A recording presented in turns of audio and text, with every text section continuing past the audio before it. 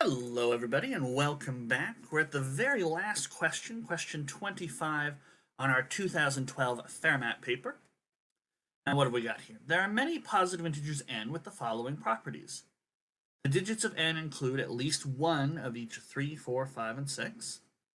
The digits of n include no digits other than 3, so it's just 3, 4, 5s, and 6s. Okay, but there's a guaranteed one of each.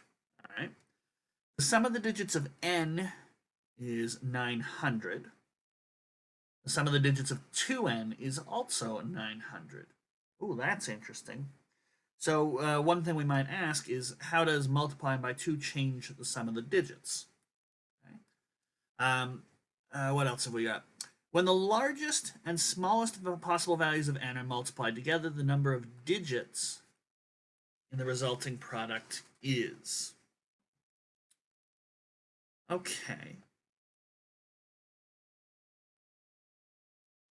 Now, sum of digits of n being 900, just thinking, even if they were all sixes, you'd have to have 150 digits. So it's not like we can work the largest and smallest numbers out and multiply them together. So we're going to have to find a better way to do this.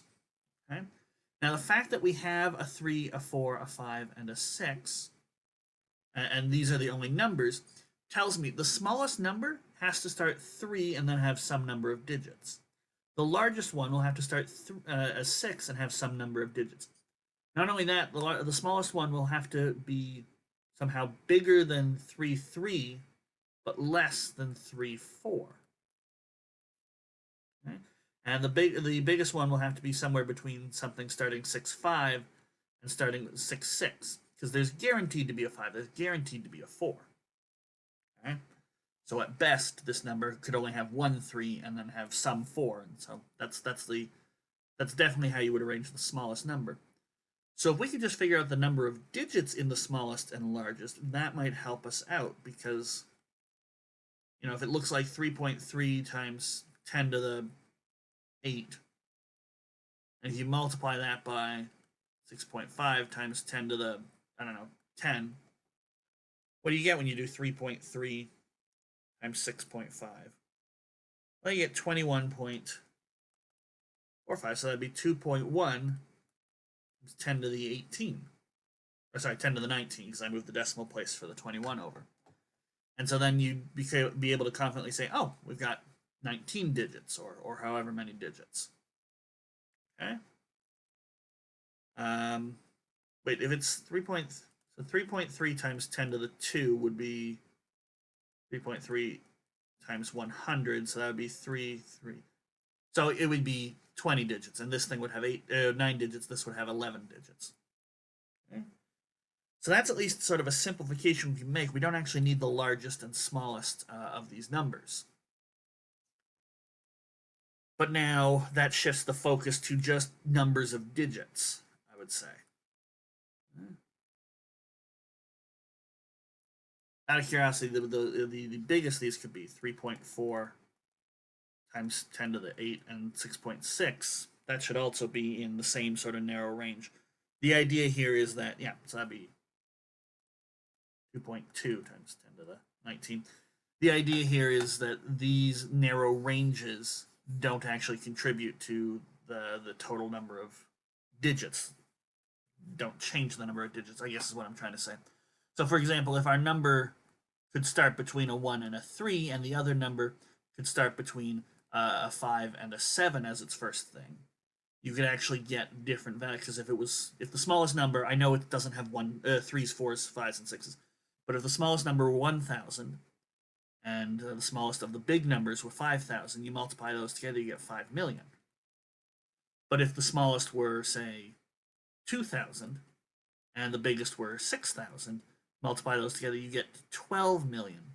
You actually get an extra digit, so it matters more specifically where it lies.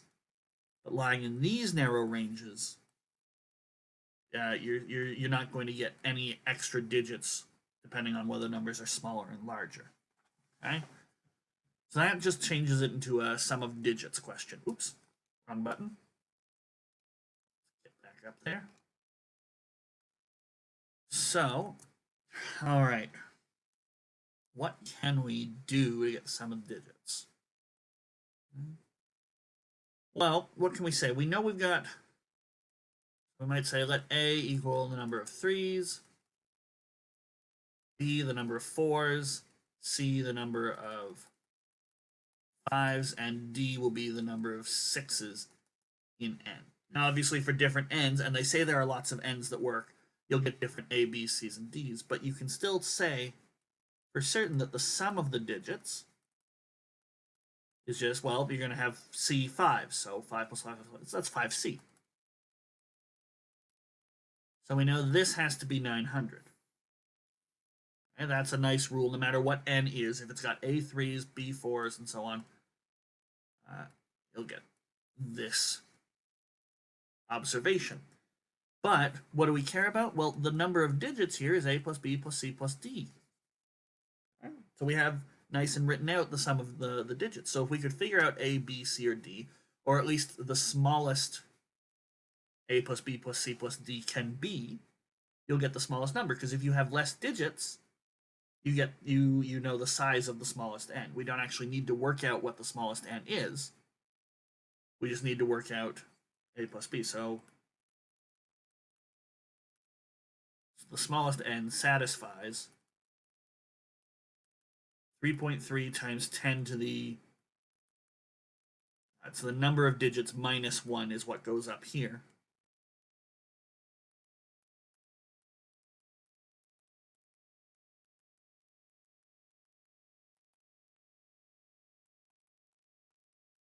For the smallest A plus B plus C plus D. So now it's not about finding the smallest n, now it's about finding the smallest A plus B plus C plus D. Conversely, the same is true for the largest n. Okay? The largest n, it starts at worst, at the smallest, 6.5. Starts with a 6 and then a 5 because you don't have any other 6s. At best, it can start with 2 6s because those are the biggest numbers.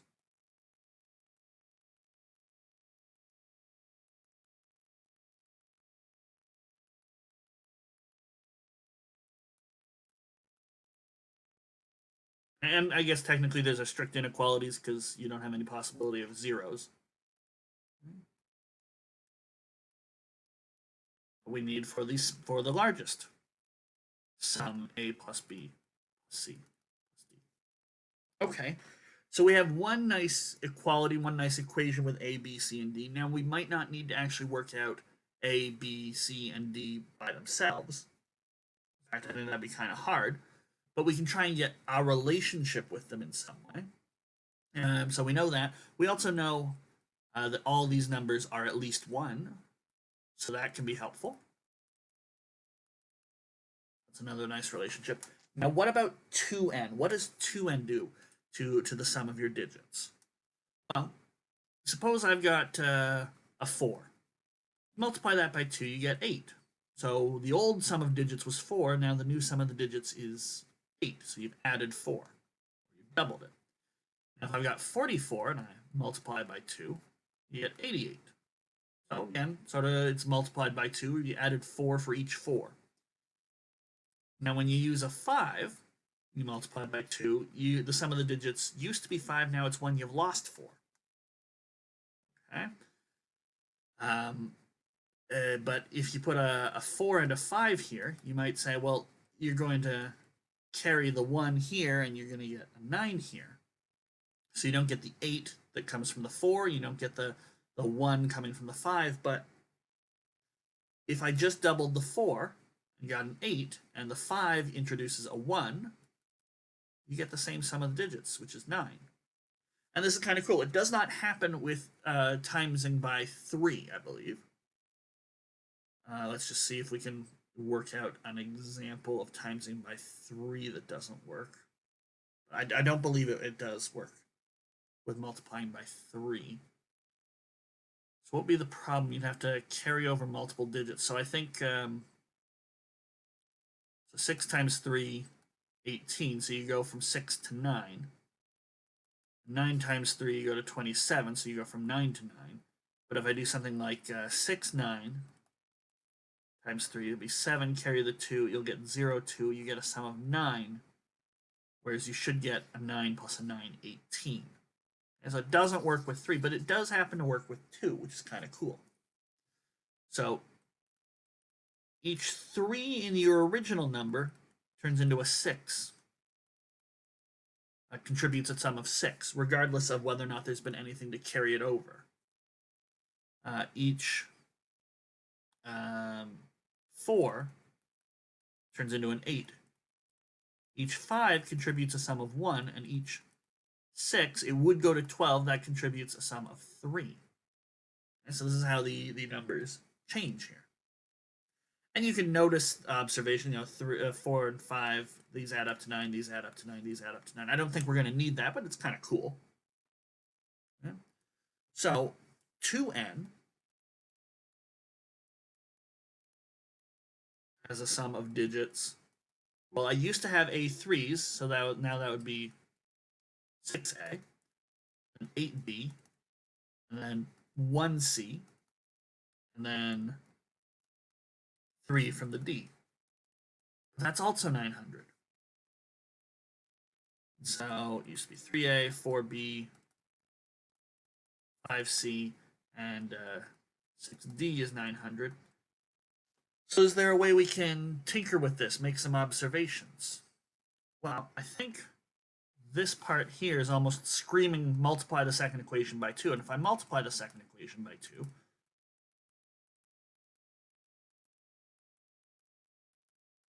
I'll get 1800. But now I can subtract that first equation.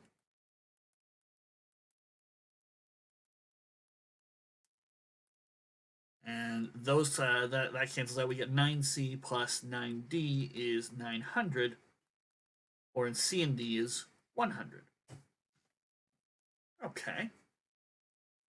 So what can that do? How can that help us? Well, we could take that and we can plug it back into some of our previous equations, try and get relationships between A's, B's, C's, or A, B's, and D's, because we can now eliminate, for example, just D. Because we got this nice clean relationship between C and D. So we could say D is 100 minus C. And so now that first equation is 3A, 4B, 5C, plus 600 minus 6C is 900. 3A plus 4B is 300 plus C. That might be useful. Or we could go to that second equation, 6A plus 8B plus a single C plus 3D is now 300 minus 3C.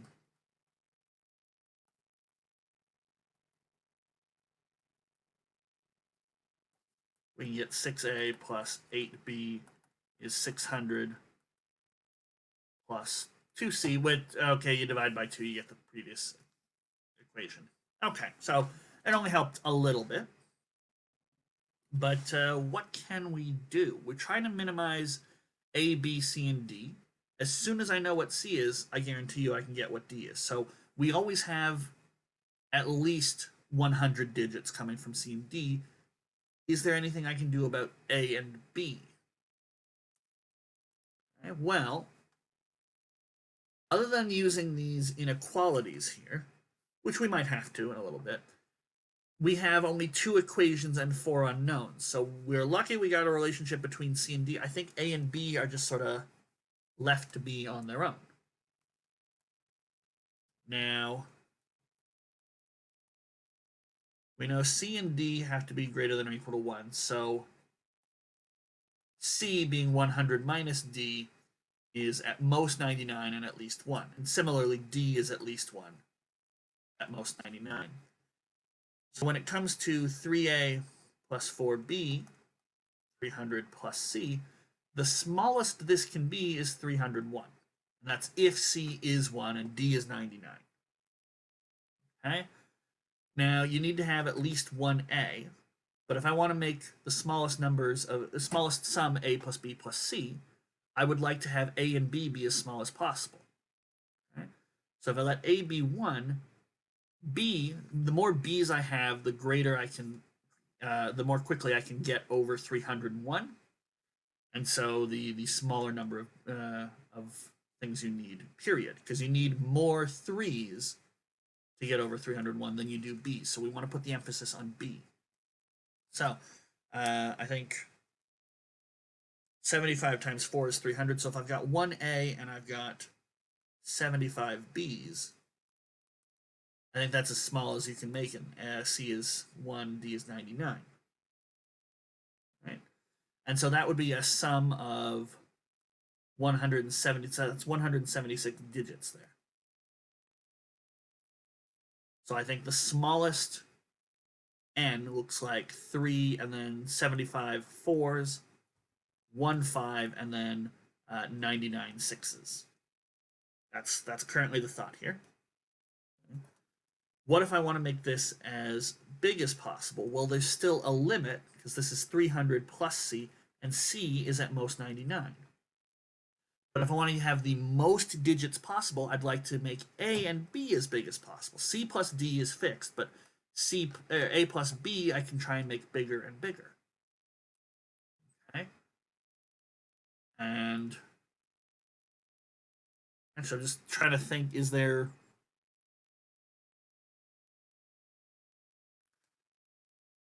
Yeah, minimizing A is the right thing to do here.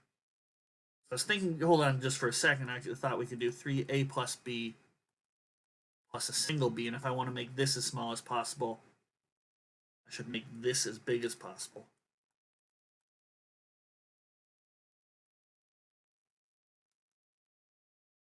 Well, hold on, we'll come back to that.